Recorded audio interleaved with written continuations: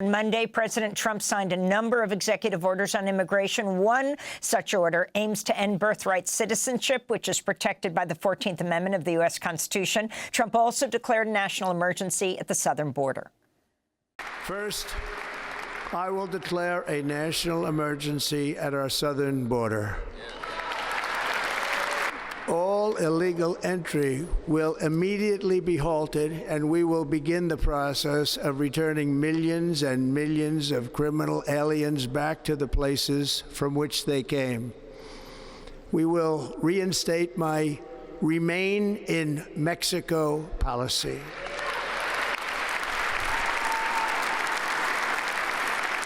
I will end the practice of catch and release.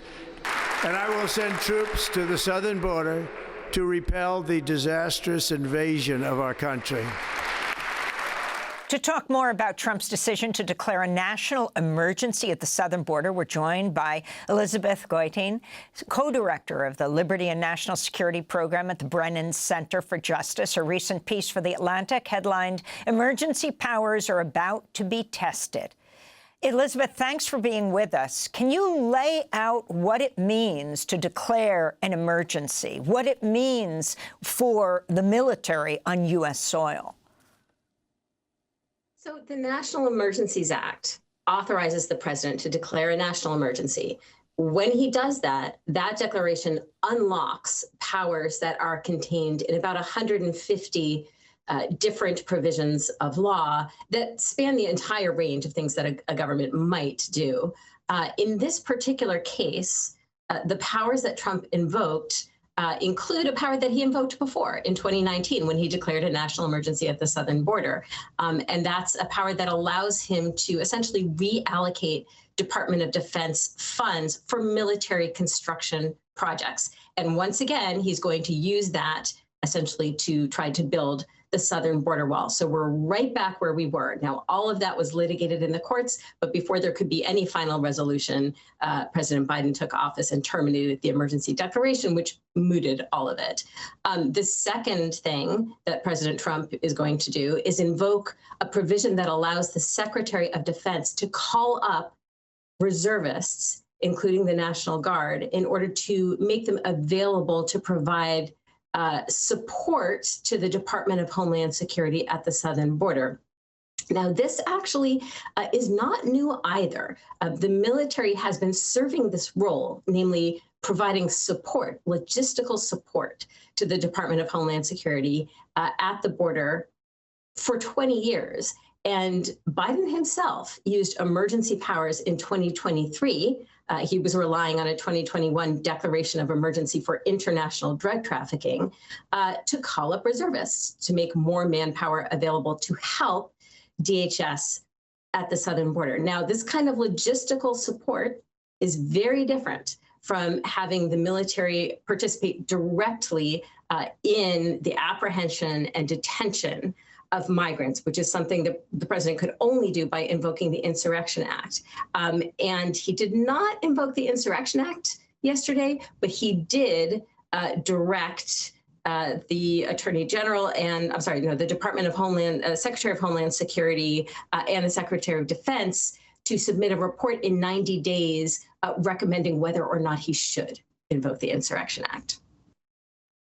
And Elizabeth, he also mentioned that he would invoke the Alien Enemy Act of 1798. Could you talk about what provisions of that act are still in effect and what it means? So the Alien Enemies Act is the last remaining vestige of the notorious Alien and Sedition Acts from back in 1798. And what this law allows, it applies during a declared war or a proclaimed invasion or incursion, or a threat of invasion or incursion by a foreign government or nation.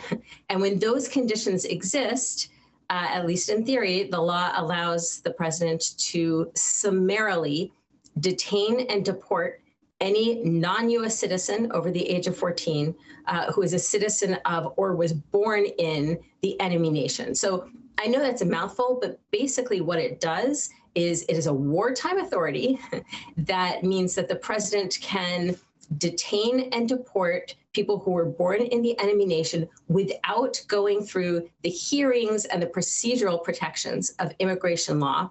And it can even be used against lawful permanent residents, people who are lawfully in this country and who have been lawfully in this country for decades. So that's what makes it such a potent and frightening and frankly, we believe unconstitutional law. And so what the president has said he is going to do, well, he asked various cabinet members to prepare essentially for an invocation of the Insurrection Act. He gave them 14 days, and he says he's going to use the act against drug cartels in the United States. The obvious problem is that drug cartels are not foreign governments. They are not foreign nations, and they are not perpetrating an armed invasion of the United States. That is not an act of war, which is what the Alien Enemies Act was clearly intended for.